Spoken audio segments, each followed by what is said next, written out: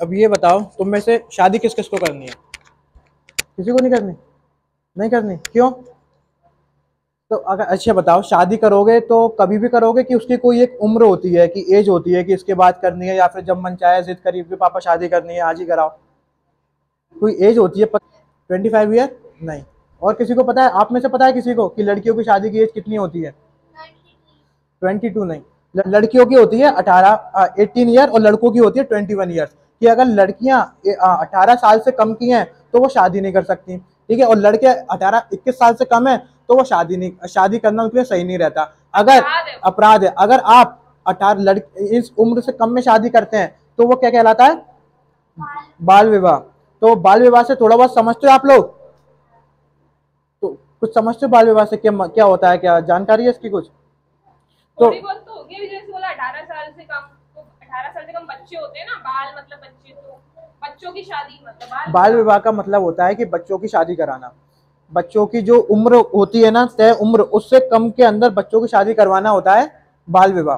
तो आपको कभी देखा है आपने कि आपके आस पड़ोस में या फैमिली रिश्तेदारी में कि किसी आप छोटे बच्चे की शादी करा दी गई हो? तो पता है कि किसी को कि बाल विवाह क्यों करा देते हैं, कि लड़कियों की छोटी उम्र में शादी, लड़कों की छोटी उम्र में शादी क्यों करा देते हैं? लड़कियों की क्यों करा देते हैं?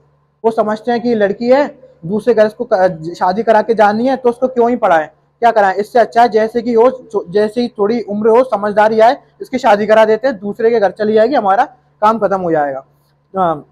और इसका पढ़ाई लिखाई में खर्चा देने का क्या फायदा कि जब हमें दहेज देना हो तो दहेज के बारे में सब लोग जानते होंगे। शादी के टाइम दहेज देते हैं आप में से कोई? कि चलता है अपने यहाँ पे दहेज लेना देना चलता है? तो दहेज सही है कि गलत है? क्यों गलत है? क्यों गलत है बताओ कोई? कहीं, चलो ठीक है, कहीं ना कहीं ये नहीं लगता कि अगर हम दहेज देंगे तो वो जो सामने वाली लोग हैं वो दहेज के लिए शादी कर रहे हो ना, या पर क्या पता उन लोगों को उस लड़के लड़की से कोई मतलब ही नहीं है, शादी तो खाली वो पैसे या सामान के लिए कर रहे हो। तो इससे क्या होता है, अगर आप दहेज देके शादी करते हैं ना, तो वो खाली आप उन्होंने आपको नहीं, आपको पसंद नहीं किया है, उन्होंने पसंद किया है पैसा।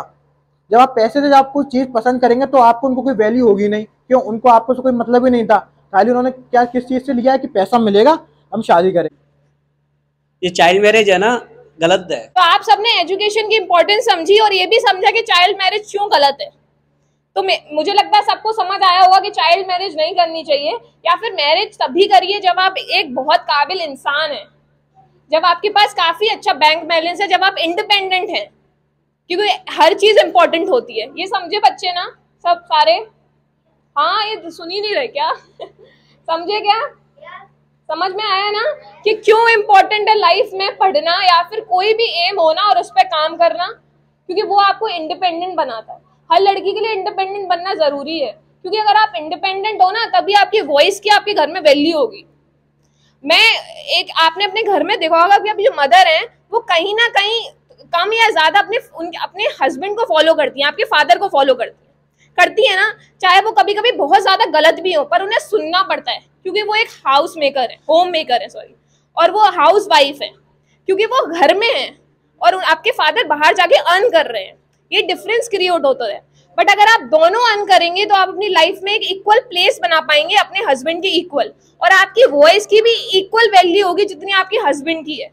समझ रहे हैं आप?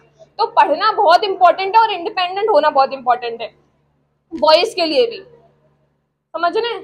सबको समझ आया एजुकेशन की इंपॉर्टेंट और चाइल्ड मैरिज क्यों गलत है? और चाइल्ड मैरिज एक ऑफेंस है, एक अपराध है।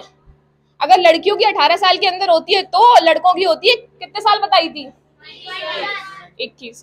Correct correct. चाइल्ड मैरिज तुम्हारे आसपास हो रही है कि बाल विवाह हो रहा है, अगर तुम लोग वहां पे बैठे भी हो, उसमें गए, मतलब अगर तुम्हें पता है कि वहां पे शादी हो रही है बच्चों की, और तुमने उसकी शिकायत भी नहीं की, तुमने अगर आवाज भी नहीं उठाई ना, तो वो भी अपराध है एक, तुम भी उसमें आ जाओगे कि तुमने वो बाल विवाह की कैटेगरी करवाई है, और तुम भी उसके अपराध के भागीदार। बताने का हमारा उद्देश्य यही था कि जो जो पढ़ाई की जिम्मेदारी, एजुकेशन की इंपॉर्टेंस बताएं। अगर एजुकेशन की इंपॉर्टेंस नहीं होती तो घर वाले समझते हैं, बोझ समझते हैं, लड़का पढ़ लिख नहीं रहा है, लड़की पढ़ लिख नहीं रही है, शादी करानी है, कल करानी है, इससे अच्छा कि आज ही करा दो। ठीक है, अगर तुम पढ़ोगे लिखोगे, घर वालों को दिखेगा कि तुम लड़ोगे कि नहीं हमें ये बनना है, ये पढ़ाई करनी है, उसके बाद हमारी शादी करवाई जाए, तो वो नहीं करवाएंगे। तो आप अपने साथ भी होने नहीं देंगे।